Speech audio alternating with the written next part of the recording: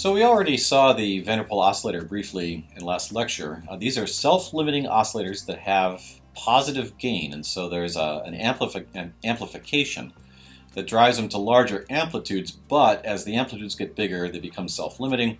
These are autonomous oscillators, so there's no external drive. This is not like a driven pendulum. And notice that any real harmonic oscillator is going to ring down. I mean, there's always going to be some kind of dissipation in any realistic harmonic oscillator. And so if you add gain to a harmonic oscillator, you can get these autonomous oscillators that just naturally oscillate. You're not driving them at any given frequency, they're just oscillating at a given frequency. So let me just remind you of the damped harmonic oscillator. So you've got x double dot. I've already taken the m term across, so it really starts out, ma equals f, where you've got the spring force over here, divide through by m, and so you've got x double dot, and so here's the damping term, and so this is damping with gamma's positive, but there's this negative sign in front here, and then you've got the natural angular frequency omega sub 0 of this harmonic oscillator. So what we can do is we can consider, well, what would happen if, for instance, I made that a positive term, and so now I've actually got an amplifier. So small deviations get amplified. This thing is an oscillator, but its amplitude will grow without bound in this case. So that's not realistic. If you have an amplifier that's growing without bound, it eventually will exceed some limit that's going to cause trouble. And so let's actually put in a gain limiting term. And so here's the natural frequency over here. Here's the dissipation term, but now we've got mu as a positive constant. And so I've got the x dot with the positive in front of it. And so this is gain. This will actually be growing exponentially initially. But then we limit it. And so that's what this is doing here. And so we've got x is going to be growing. And as x gets bigger and bigger, this term over here with the minus sign will actually begin to kill off this entire term. And so then the thing will just be balanced between gain and dissipation, and it'll just naturally oscillate. So this is a second order ODE, so what we always do, anytime we see the two dots, we immediately turn it into a flow, and so here's x dot equals velocity, and then velocity is equal to 2 mu, here's the velocity term again, and then we've got the limiting term, and then here's the natural frequency. So let's turn to Matlab, and I'll be using something which is just a little bit a step up above VD simple. Actually, I didn't want to do that yet. So open VDP. So open VDP. That's one of the programs that's in your Matlab program file. So in this case, we're going to be looking at some of these parameters. It's natural to keep the frequency to 1. When you do simulations, it's often nice to try to keep normalized units or unit frequencies. And so here's our angular frequency will be 1. Beta is the limiting term, so we could play with beta, and then the mu is going to be the gain. And so here's mu. We're going to start out with a 0.5 on the gain, so that this is a positive term here. And so initially we're going to be seeing exponential growth, but then it's going to get limited. There's also the possibility of having drive functions in this program, and so we could play around with those, although we won't do that quite yet. All right, so let me just run this with these current parameters and see what we get. All right, so here's here's just the time dependence. So we start off with an initial condition, which is close to the origin, and then this ODE solver runs those dynamics forward. This thing spirals out because it has the exponential growth phase, but then it limits, right? So here's the oscillations growing, but then they limit, and so they're hitting the limit cycle. So we can play around with that a little bit. In fact, let me just go up by factors of 2. So we had 0.5, so let me double the gain, and so now it's starting to take on this very asymmetric shape, and so it spirals out very fast and hits the limit cycle very quickly. So here's position and velocity, and the velocity starts to get really spiky. You'll notice that this will kind of be kind of slow for a while. In fact, you can see where these data points are dense, it's actually moving fairly slowly here, and then it whips around to this other side. Then it goes slow, and then whips around, and then goes slow. And so this is very non-sinusoidal. This is not harmonic. And so we can even increase the gain some more. So let's go up to a gain of 4. It gets even spikier. And so it spends a lot of time in this region here, and then it whips around. And let's go up to a gain of 8.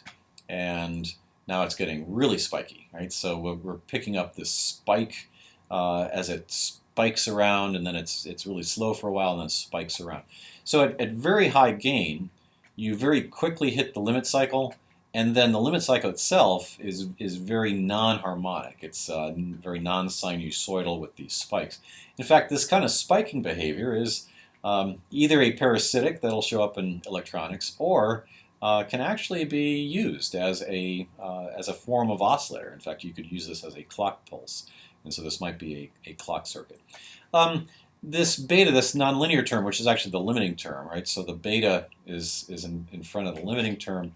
It actually doesn't do a lot to the shape. We can actually increase beta to 10 and then just run this.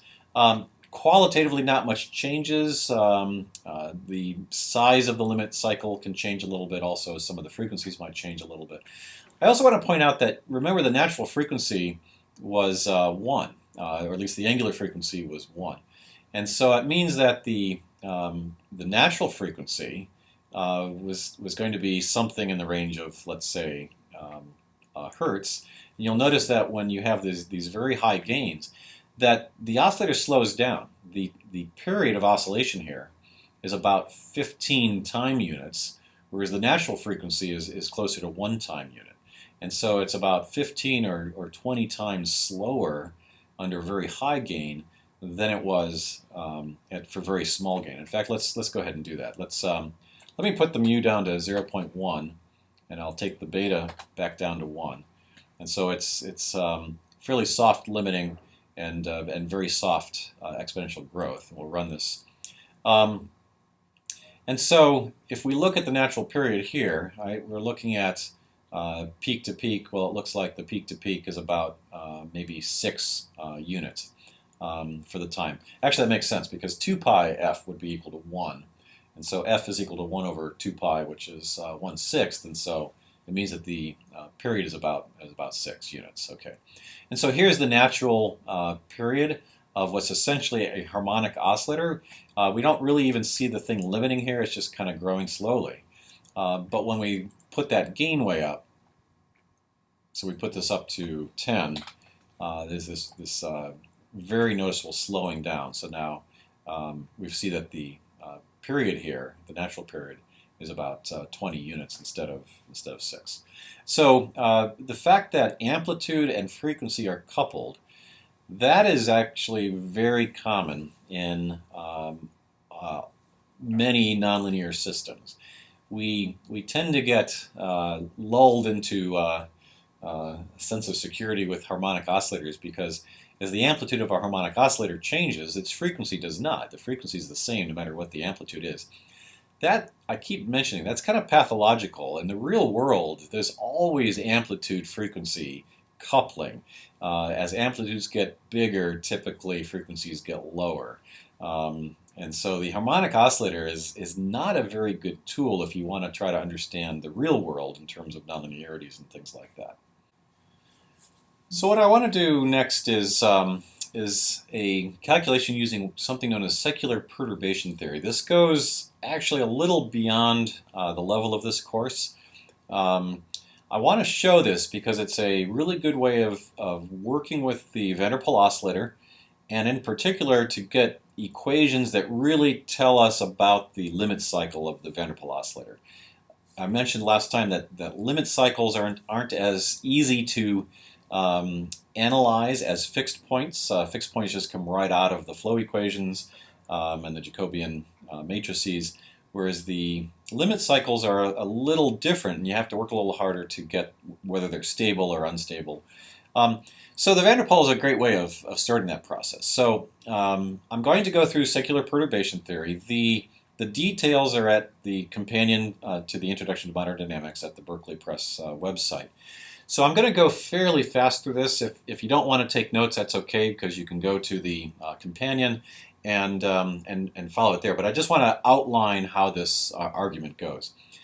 So with circular perturbation theory, what you do is you assume that there's a physical phenomenon that has two fairly separate, very distinct timescales. So there's going to be some kind of a fast timescale and then a slow timescale. And so these are separated. And so it's a form of separability. It is an approximation, and it's an expansion. So we'll talk about a fast dynamics, which you can often think of as a carrier, and then slow dynamics, which are often like the envelopes. And so if you think in terms of AM radio, you've got the carrier frequency, which is being modulated by the slow envelope.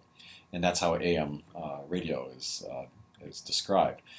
So what we're going to do is have two time scales, a T0, T1. So T0 will be the natural time scale, which will be assumed to be some fast process.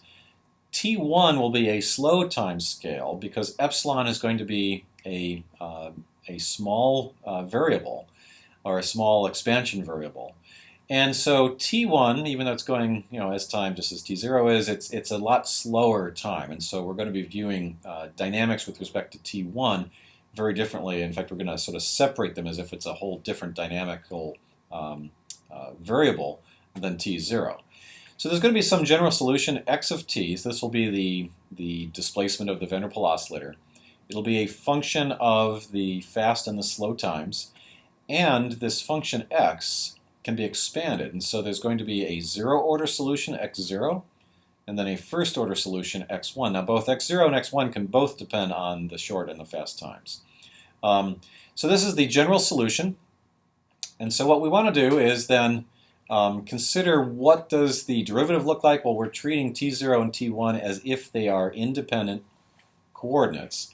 And so dx dt will be dx by dt0 plus epsilon dx by dt1. And then I can just take a second time derivative. And so to get the second time derivative, just apply that operation again. What will happen is that I'll pick up these cross terms that are each linear in epsilon. So epsilon's an expansion factor, or parameter, that is small. So there's also going to be things of order epsilon squared, and we're going to neglect those because the square of a small number is even smaller. So it means that the second time derivative turns into this d squared x by d squared t0, but then we pick up this linear perturbation term that's linear in epsilon, and it's this cross term between the t0 and the t1. All right, so we've got first time derivatives, second time derivatives. Now what we want to do is actually look at our dynamical equation, which is the Van der Pol equation. So here's the Van der Pol. It's second order in time derivative, and so we're going to be using the second order term and also the first order term. So just applying the previous equations, and so I've got this essentially identity, and I've got a second identity here. We use those identities, plugging them into the second and the first time derivatives, and we get this thing, okay, which is kind of ugly. And what we're going to do is we're going to just keep the zeroth order and first order in epsilon, anything of higher order. So you notice that this gain, which we're describing as epsilon on this Van der Pol oscillator, that's showing up in the actual dynamics as well as in the expansion. And so what's going to happen is that we're going to get order epsilon squared. We're going to drop those terms. Now the next thing we want to do is we'll notice that that some terms are zeroth order. So here's a zeroth order term, for instance, and then here's an epsilon, so that's first order, first order, first order. Well, here's another zero order term, and then another first order. So what we do is we collect our orders, or we separate the orders. And so the second order derivative here combines with that, so that becomes one equation. And then we collect all the first order terms, and that is a second equation. You'll notice that this is just the harmonic oscillator, right? So we know the solution to that. We know that x0 is just going to be a harmonic oscillator, and going as the fast time.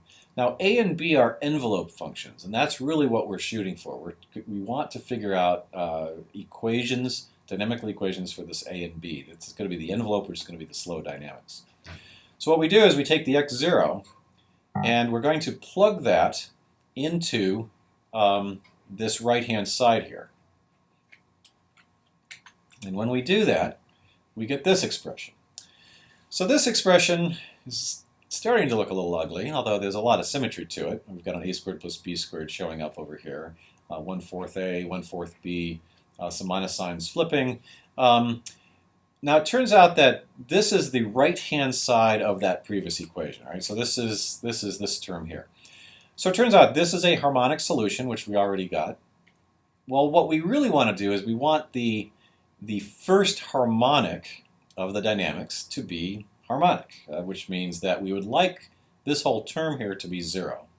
And so that's actually what we're going to do, is we're going to say, okay, this whole term here needs to be 0. So let's actually set that equal to 0. All right. And so in general, because I've got a sine function here and a cosine function here, the only way we can guarantee that this is always 0 is by having the terms in the parentheses be 0. And so then that means that I've got two equations. So I set this equation to 0 and that equation to 0, and that gives me these two equations over here. And so I've just written them so I've got the derivative on the left-hand side. So I've actually got a first-order equation for the envelope function A and another first-order equation for the envelope function B. Well, you know, that looks ugly enough, although there's a certain, like I said, a certain amount of symmetry going on here. Well, it turns out if you have a crystal ball, you can say, okay, let me do a substitution of variables to try to help solve this problem.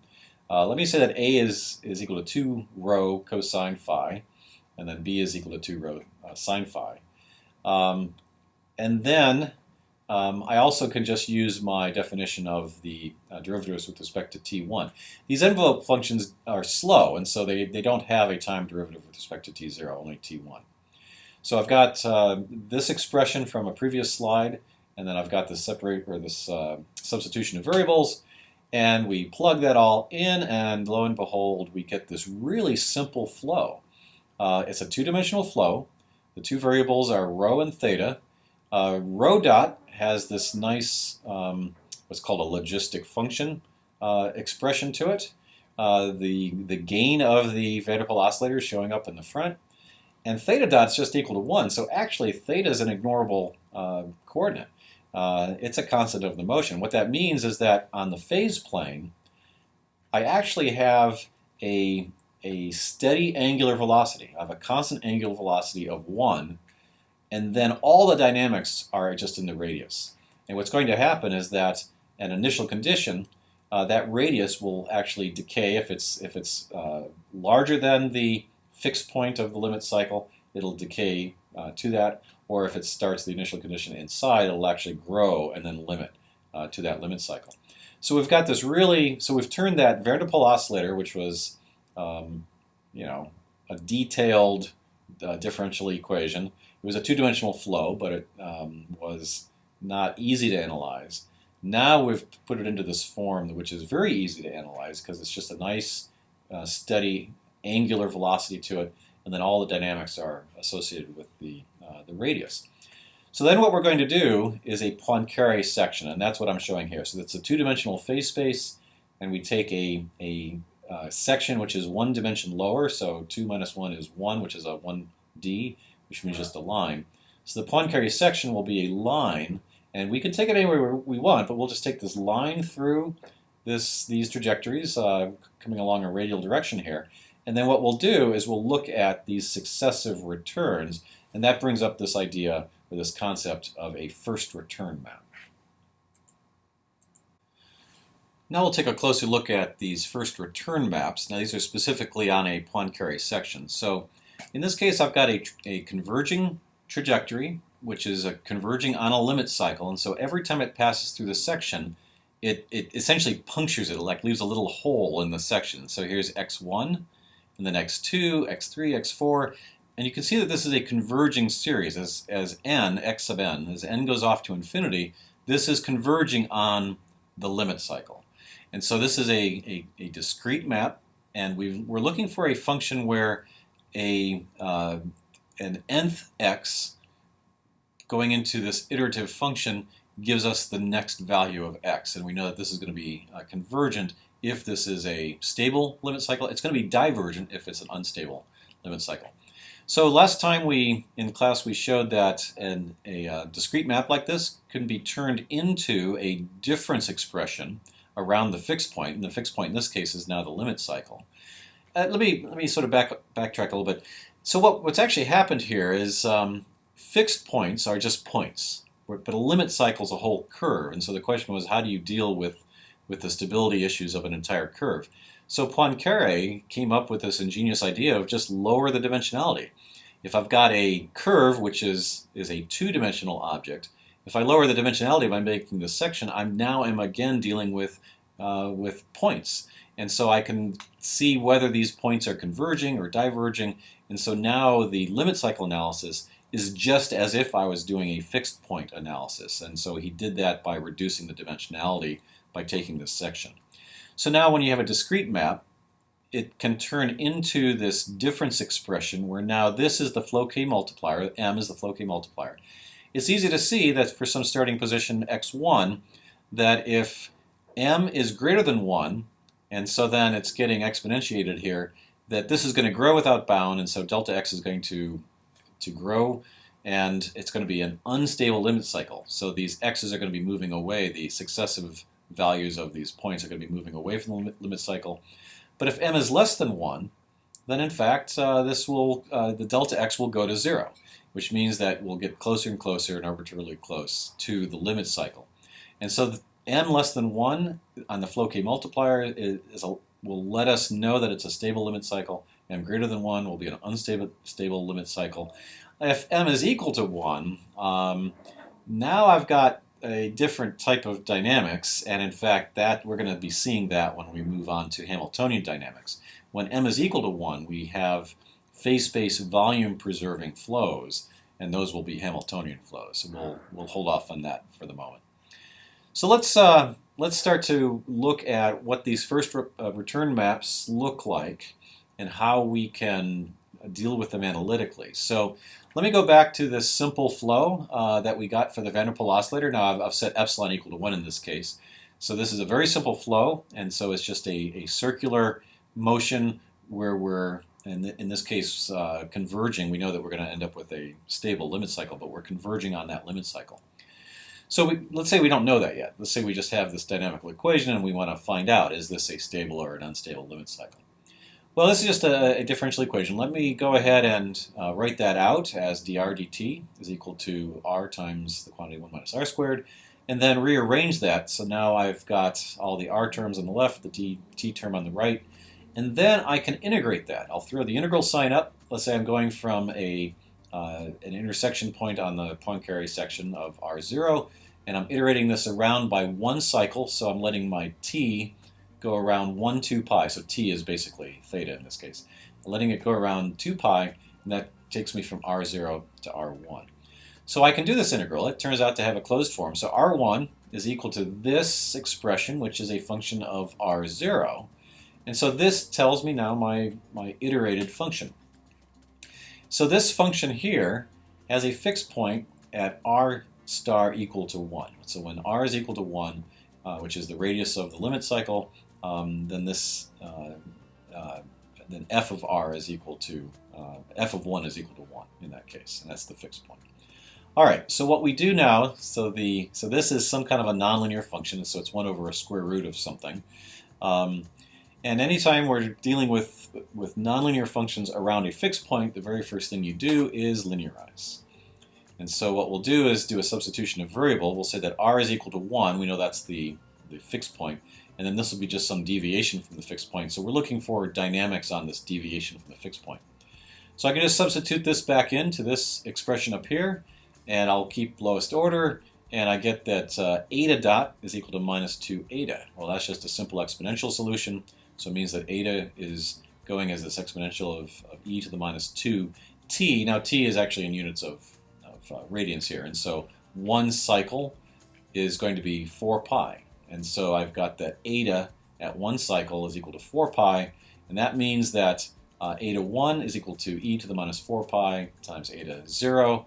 Therefore, my flow k multiplier, we recognize it as this term here. So my flow k multiplier is e to the minus 4 pi, and that is definitely less than 1. So this is a stable limit cycle.